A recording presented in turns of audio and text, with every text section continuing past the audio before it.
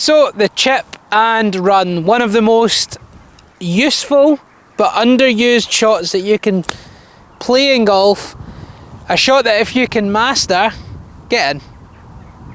Oh, a shot that if you can master on the golf course is massively going to reduce your scores. So a fantastic shot that we're going to play. This video is going to give you some of the keys to striking this shot really well, making sure that you get good contact, making sure you can then chop and change club, change trajectories, have different varieties of chip shots so that no matter where you are around the green, you don't necessarily have to throw it up in the air. You can rely on your chip and run, you can get up and down more and ultimately lead to lower scores. So the chip and run should always be our go-to shot if we can't putt. This might be quite a good example of where we can't putt. There's a lot of uneven lies, it's quite bumpy, there's different lengths of grass, there's a big upslope. We really want to take this part out of the equation. We want to make it less variable. So if we land it on a flat spot on the green, so this area is quite flat here, it's going to get a pretty predictable bounce, then it can release the way up to the flag. There's lots of different clubs that you can use for this shot, but it's definitely something that should be your go-to. So first of all, ask yourself the question, can you putt this? And then if the answer is no, go for the chip and run. It's much easier to play, there's less things that can go wrong rather than pulling out your 60 degree and trying to throw that ball up into the air. My go-to clubs around the green for chipping tend to be pitching wedge and 54 degree. This might vary for you. Pitching wedge tends to be my lower release chip shot. So this is a good example. We're onto a downslope. We've got lots of green to work with, but it's actually quite fast. The green's on the other side, the pin's on the other side of the green. If we go too long, so maybe use like a 7-iron or an 8-iron chip and run here, the ball's going to come off really hot, it's going to release a lot, and we're not going to control the spin. Pitching wedge is a good choice for this shot. It is going to release, but it's going to have a couple of bounces, check, spin, and roll softly. So definitely something that we want to try and do. What's the secret to striking these shots well again and again and again? So, number one, let's start with setup. Setup is crucial to striking the ball well. If we're going to get consistency with our chip shots, we are looking to get ball first, ground second. That's going to give us consistent contact, consistent strike on the face, consistent spin. So, how do we ensure that we do that? What we need to try and do is obviously start with how you hold the club. So we want to grip further down that golf club in order to give us more control. Step two, stand a lot closer to the ball than normal. It's not a full shot. We want to be closer. We want to get the toe of the club flatter to the ground. We want to get the handle up, and this sets the wrists more upright, so we are less likely to hinge the wrists. That helps with that pendulum motion that we're looking for. That then leads to better contact, gets us in a position to chip well, so that is definitely absolutely crucial. Next step, we want to make sure that the ball position is slightly right of centre. So once we've got that set up position, we can see here that if this is the middle of the stance, we want the ball slightly to the right. Narrow stance, so check that we have the very most 2 club heads wide. And then with this left foot, we want to flare that out to the left.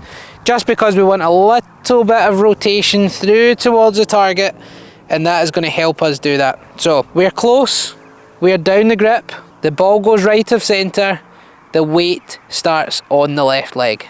So I would honestly spend a lot of time getting this right. If you can have a good, solid, consistent setup around the greens for your chip and runs, you're going to get a lot more success. So spend the time, get a good setup before you even think about how you swing the golf club. So we're going to run through all of those things.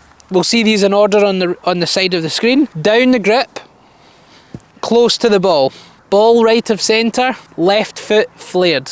And then from there, we want to have a good amount of weight on the left leg. We're talking 60%, 65%, maybe even 70%. If you struggle with the low point, landing the club after the ball, that is really going to help us with that. A good guide is just lift up the right foot, place your big toe on the ground, and that would give you a good feel for how much weight on the left leg that you need. So give that a try, and that's you in a really good setup position. So get that good setup, try that out on the golf course before you even start to think about the swing, and just by having a good setup, get in this time, you might solve your strike issues really, really quickly. In fact, you probably will solve your strike issues really, really quick. So next phase, let's talk backswing. What do we want to do in the chipping backswing? Two things I want you to focus on.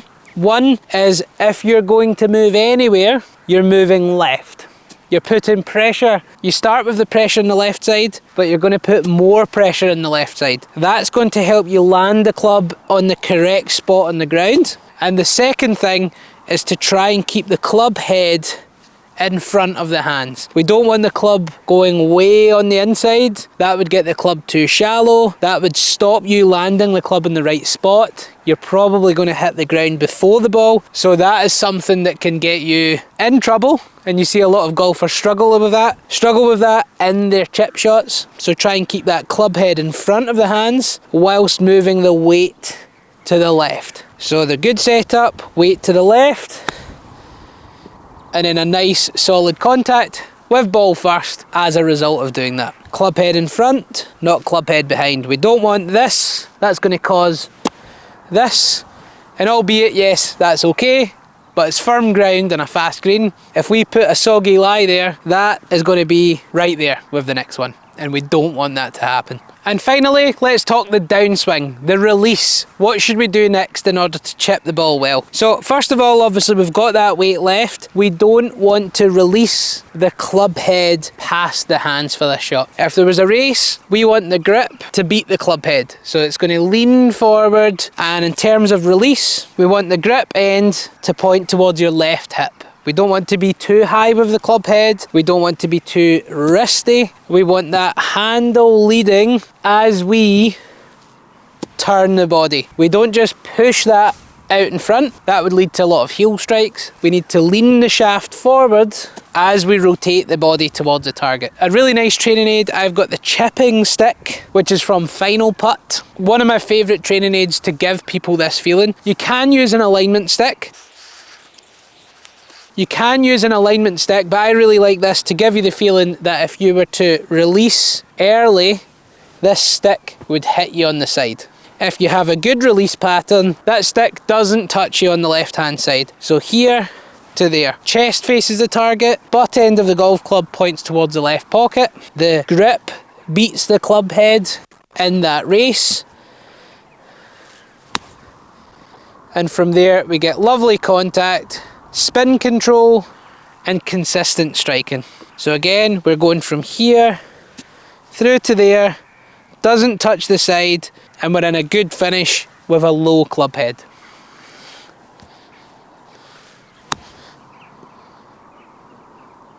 Come on, roll out.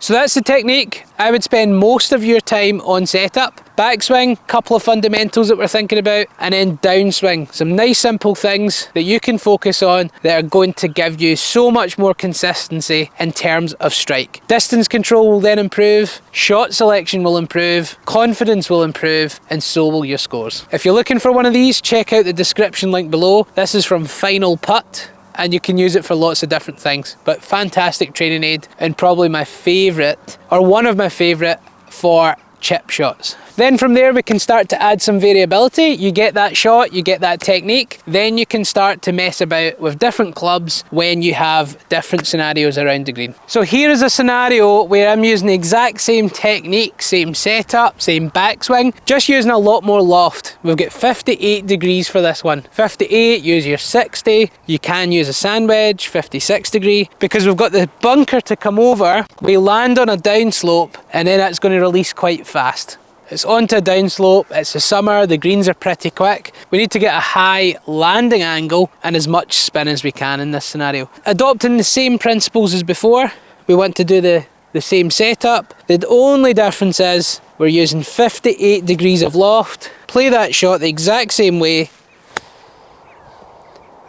and we can control the spin.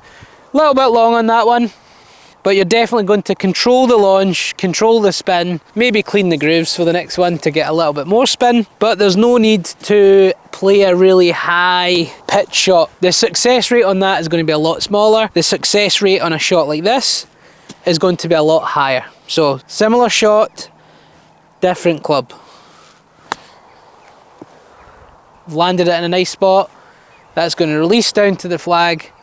And again, lower risk, but still a high reward. So this shot is another variable. Out of the rough, yes, it's only light rough, but that's going to take spin off the ball. It's a shot where we still want the ball to go low-ish and let it release, but if we use a pitching wedge or a 9-iron, that's going to come out a little bit hotter from this lie. This one I'm going for 54 degree, so you could use a 52, 54 degree, which is going to be enough to get some spin on the ball, but low enough that it's going to release a little bit.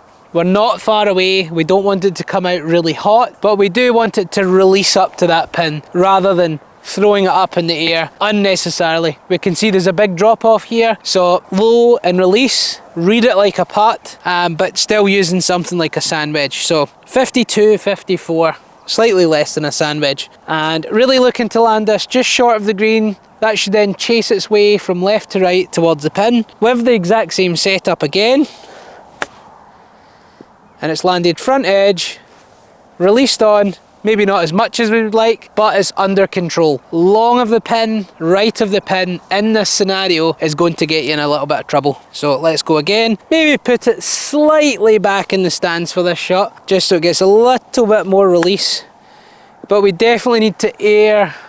We need to err on the side of caution with this one. Long and right gets us in trouble. So this is one where you can use a little bit less loft, as opposed to using a 58 or a 60 degree. And the only other really shot that we've not talked about is using less lofted clubs. 7-iron, 8-iron, letting the ball go low, really release off. And times where you might do that is where you're 40, 50 yards away on a links golf course. Lots of undulations. You want to get that ball rolling, releasing, following all the hollows, read it like a putt. Or like shot 1 that we played in the video, if it's that type of shot but the grass is really long, the greens are slow, like shot 1 in the video, but more winter conditions. Slower greens, wetter greens, maybe a green that's even longer, that's when you might need to use a 7-iron and really let it release. But at this time of year when it's the summer, we are tending to use slightly more lofted clubs, even for chipping, just so we can get that spin control when the greens are firmer and faster.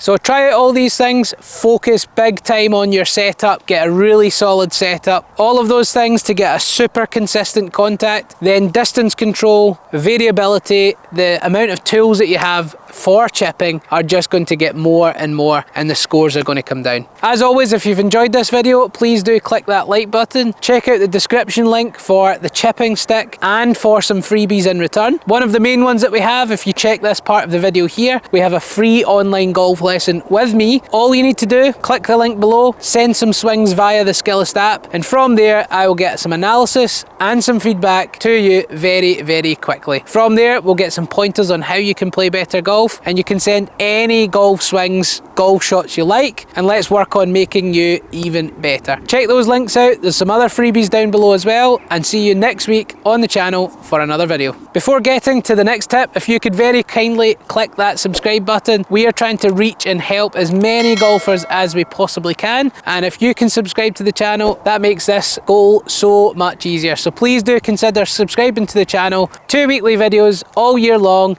helping you guys with your golf.